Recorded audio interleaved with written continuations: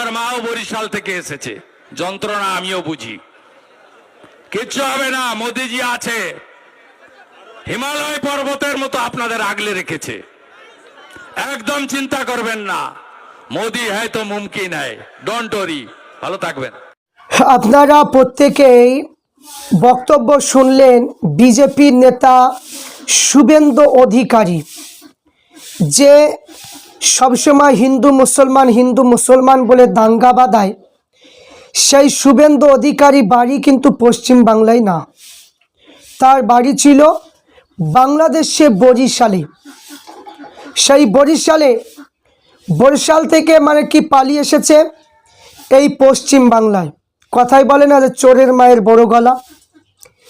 এই যে সমস্ত বিজেপি যে সমস্ত নেতাগুলো বাংলাদেশ থেকে এসেছে, এরাই এই পশ্চিম বাংলাতে অশান্তি বাঁধাচ্ছে, পশ্চিম বাংলাতে এরাই দাঙ্গা বাঁধাচ্ছে। আর এরাই বলছে যে মুসলমানকে জঙ্গি, মুসলমান সন্ত্রাসী। কিন্তু সন্ত্রাসীগুলো ওই বাংলাদেশ থেকে আসা ওই বিজেপির নেতাদের দ্বারাতে হচ্ছে। তো আজ আমরা নিজে মুখে শুনতে পেলাম শুভেন্দু অধিকারী, সে নিজেই বলছে যে আমার মা বরিশাল থেকে এসেছে। তাহলে দেখুন, আজ আমরা পশ্চিম বাংলায় যারা প্রকৃতি, যারা হিন্দু বোন আছে, ভাই আছে, তারা আপনারা শুনুন বক্তব্যটা। এবং আমি বলবো যে দেখুন, নেতাদের প্রলোভনে পড়ে গিয়ে আপনারা হিন্দু মুসলমান করবেন না। কারণ এরা বাংলাদেশ থেকে আসা মাল, এই কারণের জন্য এরা পশ্চিম বাংলার দরদ এদের মধ্যে নেই। এরা কি সবসময় চাই যে হিন্দু মুসলমানের মধ্যে একটা দাঙ্গা বেঁধে থাক। এরা ভোটের ফায়দা লোটানোর জন্য, ভোটের জন্য এরা এই দ্বন্দ্বগুলো প্রতিনিয়ত বাঁধাচ্ছে। আর শুভেন্দু অধিকারী বাংলাদেশে বাড়ি, আর নিজে মুখে আমরা শুনতে পেলাম সে বলছে যে আমার মা বরিশাল থেকে এসেছে। আর সেই মানুষটা পশ্চিম বাংলার জন্য কি দরদ থাকতে পারে? হিন্দু মুসলমানের প্রতি তার কি দরদ থাকবে? সে তো অন্য দেশের মাল, সে এসেছে। চিন্তা করুন। তো আজ আমরা দেখছি বিজেপি বিশাল চক্রান্ত ষড়যন্ত্র করছে। বিজেপি এমন একটা সন্ত্রাসী করছে। এই বিজেপি দল যখন থেকে এসেছে তখন থেকে এই পশ্চিম বাংলার অশান্তি লেগে আছে। এই পশ্চিম বাংলাতে প্রতিনিয়ত এই হিন্দু মুসলমান করে এরা দাঙ্গা বাঁধাচ্ছে। আজ দেখুন শুভেন্দু অধিকারী কত কি বক্তব্য দিচ্ছে, কৌস্তব বাগচি কি কত রকমের বক্তব্য দিচ্ছে, অসীম সরকার কত রকমের বক্তব্য দিচ্ছে, দিলীপ ঘোষ কত রকমের বক্তব্য দিচ্ছে। আজ দেখুন শুধু দাঙ্গা বাঁধানো। আজ বলছে গরু আমাদের মা, গরুর কি দুধের সোনা বাহির হয়। তারপরে কি বললে, কৌস্তব বলছে মুসলমানদের দোকানে খাওয়া যাবে না, মুসলমানদের হালাল খাবার কি আমাদের খাওয়া চলবে না। অর্জুন সিংহ একবার টিএমসি যায় বিজেপি আসে, আবার টিএমসি যায় বিজেপি আসে।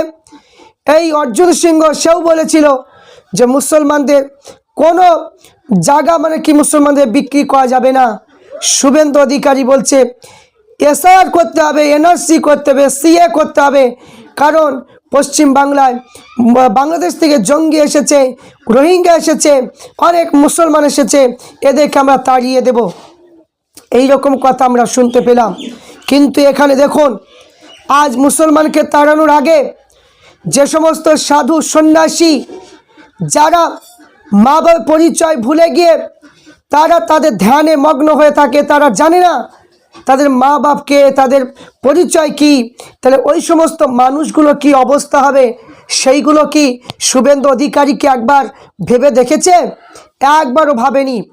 যারা পতিতালয়ে যারা থাকে, যারা বিভিন্ন লজে থাকে, যে সমস্ত মহিলারা দেহ ব্যবসা করে, এরা কি ছোটবেলা থেকে কি যাদের পরিচয় নেই, যারা আপনার আপনার যারা আপনার যে বাচ্চা ছেলেগুলো মা বাপ তাদেরকে মরে যায়, অনেকে দিয়ে আসে, এই সমস্ত যারা থাকে আপনার সেই সমস্ত মহিলাগুলো তাদেরও মানে কি পিতা মাতার মানে কি যে আপনার নাম জানে না, যে কে আমার পিতা কে আমার মাতা, যাদেরকে লালিত পালিত করছে, বিভিন্ন আশ্রমে তা থাকে ওই সমস্ত বাচ্চাগুলো, তারা বড় হয়েছে, তাদের পরিচয় নাই, ওই সমস্ত বোনেদের কি অবস্থা হবে?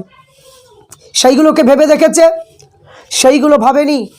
আজ দেখুন, আজ মুসলমানকে সবাই হৈ হৈ করে আজ শুভেন্দু অধিকারী কথাতে সাপোর্ট করেছিল। আজ মতুয়া সম্প্রদায়ের মানুষ মুসলমানদেরকে মানে প্রতিনিয়ত আক্রমণ করে, এরা মানে কি ধেই ধেই করে শান্তনু ঠাকুরকে মানে খুবই ভোট দিয়ে মানে কি নেতা করেছিল। আজ মতুয়া সম্প্রদায়ের নামও আজ বাতিল হয়ে গিয়েছে। তাহলে চিন্তা করুন, তাহলে দেখুন বিজেপির নেতাগুলো কি চায়। এরা বলে যে আমরা হিন্দুদের কোনো অসুবিধা করতে দেব না, হিন্দুদের কোনো অসুবিধা হবে না।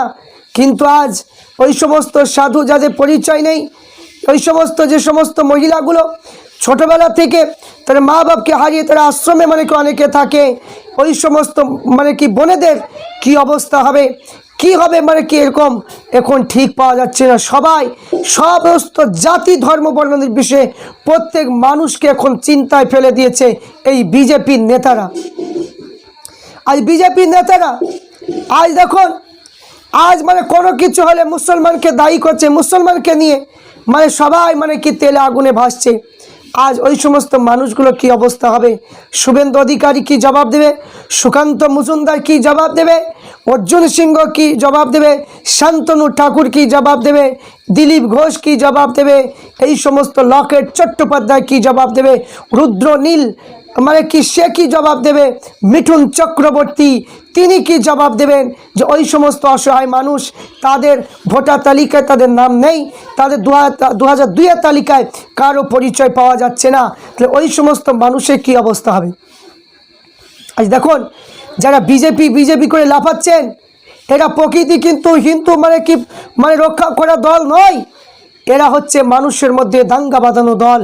এরা শুধু নিজের পেটটা ভরবে, নিজের পেটটা বুঝাই করার জন্য এরা রাজনীতি নিয়ে বিভিন্ন ষড়যন্ত্র করে আজ হিন্দু মুসলমান জাতি ধর্ম বর্ণ নির্বিশেষে প্রত্যেক মানুষকে আজ বিভিন্ন বিভ্রান্তির মধ্যে ফেলে দিয়েছে। আজ আমরা সেটা বোঝার চেষ্টা করছি না, আজও বোঝার চেষ্টা করছি না। এই বিজেপি যতক্ষণ না মানে কি দমন না করতে পারবে, বিজেপি মানে সরকার যতক্ষণ না হটাতে না পারবে, ততক্ষণ কোনো মানুষ, কোনো ধর্মের মানুষ শান্তিতে বসবাস করতে পারবে না, শান্তিতে বসবাস করতে পারবে না। আজ আমরা দেখেছি 34 বছর সিপিআইএম যখন মানে কি যে আপনার মানে কি আসনে ছিল, প্রধানমন্ত্রী কিংবা মুখ্যমন্ত্রী আসনে ছিল, বয়স্ক মানুষদের মুখে শুনেছি তারা কখনো ধর্ম নিয়ে রাজনীতি করেনি, কংগ্রেস ধর্ম নিয়ে রাজনীতি করেনি। কিন্তু এই নরেন্দ্র মোদী যেদিন থেকে এসেছে সেই দিন থেকে ধর্ম নিয়ে একের পর এক এই রাজনীতি মানে কি হচ্ছে, মানুষকে সবসময় হয়রানি পেরেশানি করছে।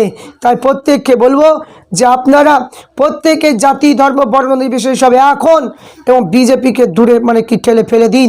কারণ 2026-এর দিকে লক্ষ্য রেখে আজ মানুষের শিক্ষা নেই, মানুষের মানে কি চাকরি নেই, মানুষের রাস্তাঘাটে কোনো কাজকর্ম নেই, কোনো মানে কি যে কোনো মানে কাজ হচ্ছে না, সমস্ত জিনিস বন্ধ করে দিয়ে এখন ধর্ম নিয়ে রাজনীতি করে মানুষকে আজ মানে মানুষ সংসারে ঠিকমতো কাজ করতে পারছে না, সবসময় কাগজ নিয়ে বেড়াতে হচ্ছে, যে নাগরিকত্ব মানে কি রক্ষা করার জন্য সবসময় কাগজ বয়ে বেড়াতে হচ্ছে।